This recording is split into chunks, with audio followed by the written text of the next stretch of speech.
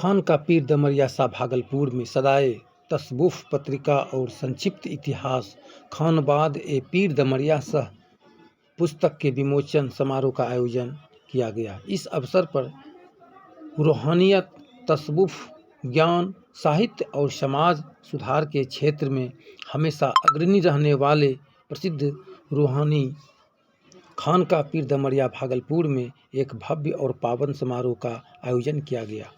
इस समारोह में खानका की ओर से प्रकाशित 2 महत्वपूर्ण साहित्य और वैचारिक कृतियों का विमोचन संपन्न हुआ। देखते हैं इस रिपोर्ट में। मेरे बुजुर्ग दोस्तों, हम सब आपके तहे दिल से शुक्रगुजार हैं। खास तौर पर हमारे जो इसके एडिटर हैं जनाब डॉक्टर गुलाम सरवर अशरफी साहब और उसकी एडिटिंग का, उसकी प्रोग्रामिंग का काम करने वाले और इसकी कंपोजिंग का काम करने वाले जनाब मशहूर सहाफ़ी तस्नीम कौसर साहब और इजहार अहमद नदवी साहब तौर पर जानते हैं, पहचानते हैं। अल्हम्दुलिल्लाह इस मुल्क की मशहूर खानकाह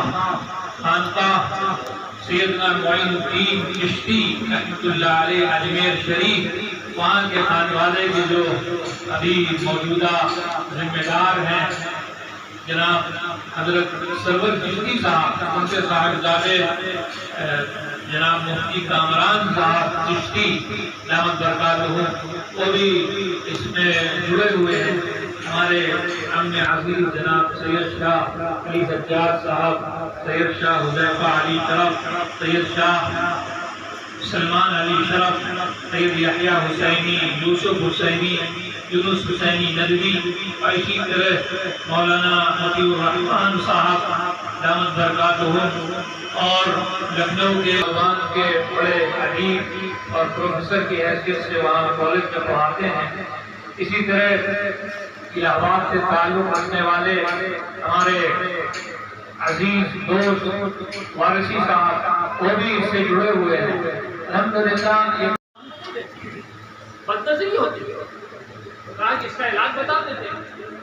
ये कटोरा दूध लो अपने हाथ में, और मैं एक आदमी जूता लेके तुम्हारे पीछे भेजता हूँ और यहाँ से चले जाओ स्टेशन पे।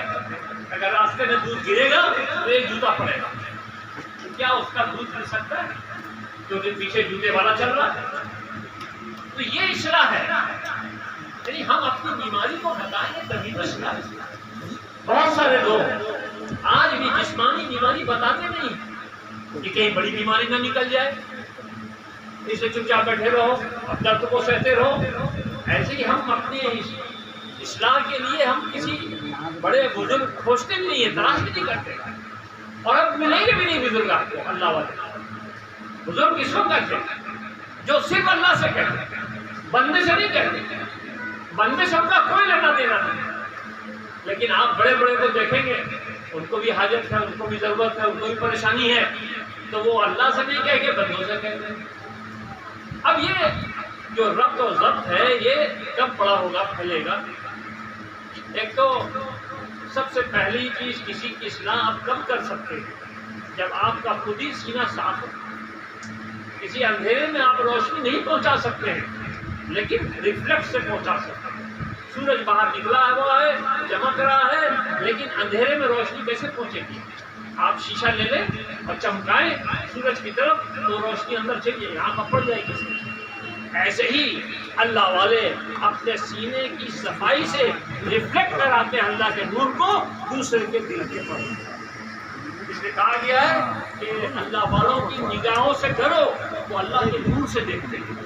तुम्हारा पूरा एक्सरे कर लेते हैं, क्यों आए हो, कैसे आए हो, किधर आए हो, क्या मकसद है, ये उनको पता चल जाता है, क्योंकि वो अपने अंदर की सफाई कर रहे हैं।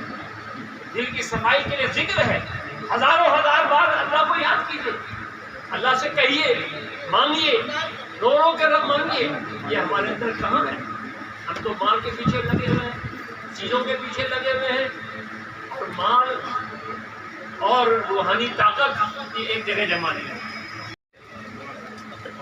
आज के दौर में जमाने में की अहमियत हमारे दिलों से निकल चुकी है, और उसकी अजमत हमारे दिलों से निकल चुकी है। پوچھتے ہیں خانقاہ کو کہ وجود کو بھی ہم نہیں جانتے، خانقاہ کا کیا کام تھا، خانقاہ کیا کرتی تھی۔ اصل میں یہ روحانی ہاسپٹل ہوا کرتا ہے۔ انسان کے اندر جو بیماری ہوتی ہے، ایک تو جسمانی بیماری ہوتی ہے، ایک روحانی بیماری ہوتی ہے۔ جینا کریں اس کے لیے آپ کو استاد چننا پڑے گا، بغیر استاد کے نہیں ہوگا۔ بھائی ہم سب اس کے محتاج ہیں کہ بھائی ہمارے اندر یہ صفات آنی چاہیے۔